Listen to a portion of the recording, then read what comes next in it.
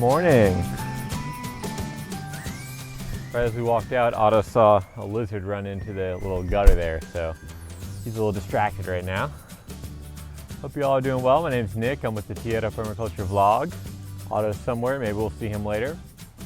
And today I'm going to talk about essentially what I'm doing to prepare for some heavy rain. We're supposed to get a lot of rain the next couple days, although I just checked the forecast this morning, and now it's much less of a chance for a lot of heavy rain. It's going to be like between 1 and 3 inches in the next couple of days, and now it looks more like maybe 1.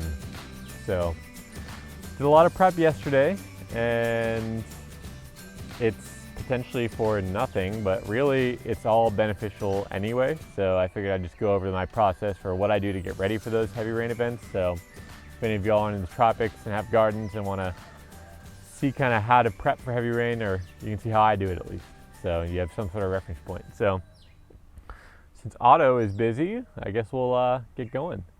All right, so the first step is the chickens, as usual, and luckily the chickens are really easy to prep for heavy rain because they pretty much take care of themselves.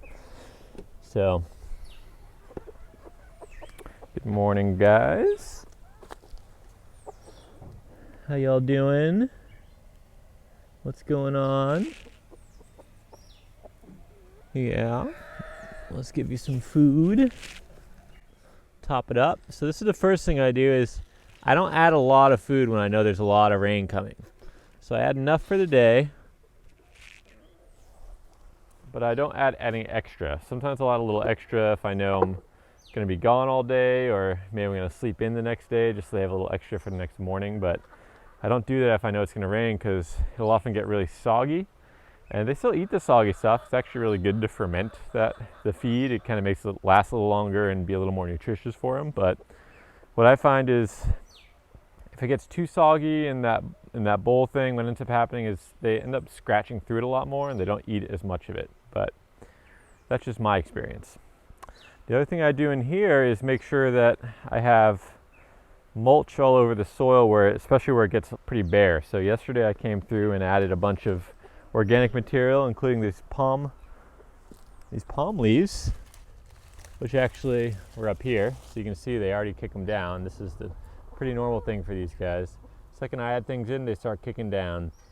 So it's always an adjustment, but I essentially add a lot of mulch right along the edge here, some extra bedding for them, because I know they always kick this area down. So I just made sure there's extra on it, so if there was a heavy rain, this is pretty much acting as a blanket for that little area where it does get a little bit of eroded, or does get a little eroded. If you can't tell, I slept in a little bit today and still waking up. But I don't mind telling you that, because everyone does that, you know. You start going, you don't necessarily want to be doing it. I do want to be doing this, but I also would like to be sleeping. Done a couple of heavy physical labor days the past couple days, so my body's a little tired. All right, so I think that's about it in here. So that's about it in here. So let's move on to the next one.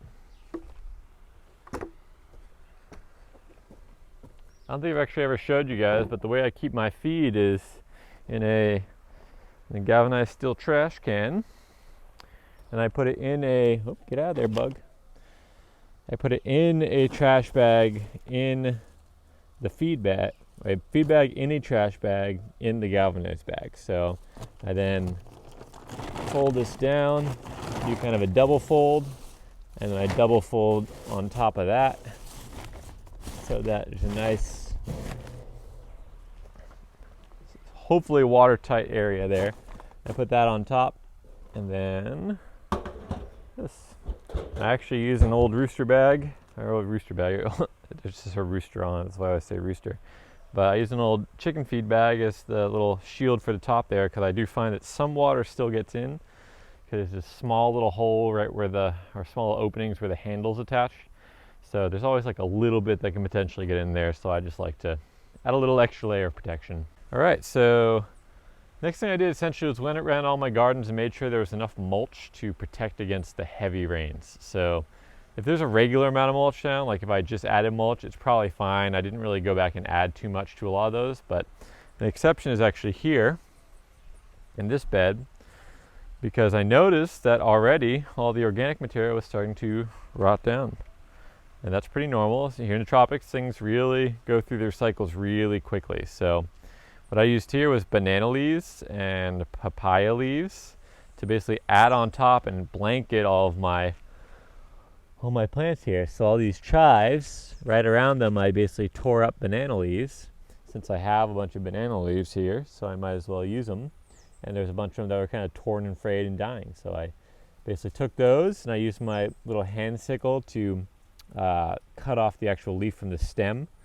And then I just rip these apart and lay them down. So, it takes some time, but it's just time in your garden. It's just time to sit there and really look at what your garden needs, and it kind of feels like you're tucking it in for a big rainstorm to keep it protected. I don't know if you guys noticed, but a few days back, maybe a week ago, I have no idea, I had added compost and fresh mulch to this whole bed.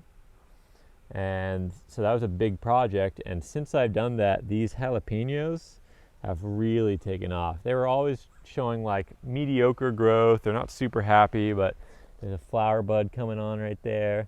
Super excited because I love peppers. I love spicy things, and jalapenos are one of my favorites. I harvested a lot of cherry tomatoes from this yesterday, so there's much less red on there. Well, they're already ripening. And again, that's another thing you can do before heavy rain. If you have tomatoes out, especially not covered, they might split if they get too much water on them. So I tend to harvest any kind of tomatoes that I see are almost ready. Even if they're not quite ready, I just harvest them so the rain comes and doesn't make them fall off or make them split, and then I lose that harvest. So a little bit less ripe, but it'll still ripen up off the vine. So no big deal there. One of my tomato plants here was actually, I found dying, pretty much dead. So I actually just cut him off, and instead of pulling the roots, what I actually do is just cut it right at the base there, so that the roots actually stay in the ground. Because that's just going to keep organic material in the ground that can rot away, and it's just going to add life, add food for the soil food web down there. So that's really, I do that with most of my crops. I usually just cut them right to the ground, and then if they resprout, cool, I get new food coming up. And if they don't, then it just rots in the ground and turns into food for all the soil biota down there.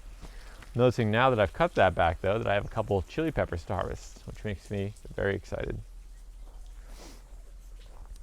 This bed here, I actually added an extra little post to my trellis here, and it's made out of a palm stem. Because I took this palm stem down and I had this long piece, and I was like, oh look, that can be another part of the trellis. And then I used the base of that stem to actually add a sidewall to this bed here, since it is supposed to be a little raised bed. So it'll eventually autofill this little bit in, but then that's going to give us me a nice raised bed here that I can actually fill in the soil even more, but it also keeps the soil in, which is kind of what I'm looking to do here. Look at these cucumbers, how much they've grown. This is one that I transplanted a little late. It was probably a little stunted in its growth, so it's not doing as well, but there's at least 3 that are doing really well. Very excited. And those ones actually are seeds I saved from a cucumber on this site about 4 or 5 months ago. So that's actually the second generation of seed that's been on this property. So the ones that are growing really well, I know, are the ones that are especially adapted to my site. And I'm going to make sure I save those seeds for next generation. I also did add some more banana leaf mulch up here. This chard is actually just taken off too. I'm just noticing that it's doing really well. This one I kind of disturbed. This whole bed here, it's really kind of gravelly. It's old fill. I could tell it's just old fill from when they were building this house. So there's a lot of like gravelly bits and everything in here, or there's an old path here and there's just gravel left over, or there's a path up there and gravel washed down. Whatever the case may be, there's a lot of gravel here and it gets really compacted. So I actually used a garden fork yesterday. One of these bad boys. It's right here. And all you do is basically put it in the ground. I'll just show you guys because I just did it, so it should be really easy. All right, so this is essentially a way you could use a broad fork. I'm using a garden fork just because I have a much smaller site. But you just take that and you put it in and you encourage it to go down, and it might go down not at all, and that's okay. That just means you have compaction and you're helping right now. So push it all the way down as far as you can get it, and then you just lift. So you're not trying to actually turn the soil, you're just trying to lift the soil and allow air to get in there. So it's aerating the soil and it's adding a little bit of extra fluff to that soil. So I did that in this bed because it definitely needed it. Then right after I did that, kind of lifting of the soil to aerate it, I seeded. So I actually harvested cilantro seed from over here. I had a plant and I actually just cut it back. There is another one in here somewhere that it should still be producing seeds, but oh, there it is. Right down here. See all those little small seeds here? I'm probably gonna harvest those before I leave today and move them inside so I have them. But because there's rain coming, it's a great time to seed, because then I don't have to water the plant or water the seeds as they get established so much. So if I know there's a few days of rain coming up, we're supposed to be moist and kind of cool, that's the time to plant, that's the time to seed, especially in the tropics, because anyone who lives in the tropics knows it can get super hot and those little seedlings can be very unhappy if they're direct seeded. So I like to direct seed. So I did plant here behind these sunflowers, or kind of right on this side of them. I planted more of these bush beans, and they'll just kind of come right up here. The chickens might get to them, but that's okay. And then on this side I planted cilantro.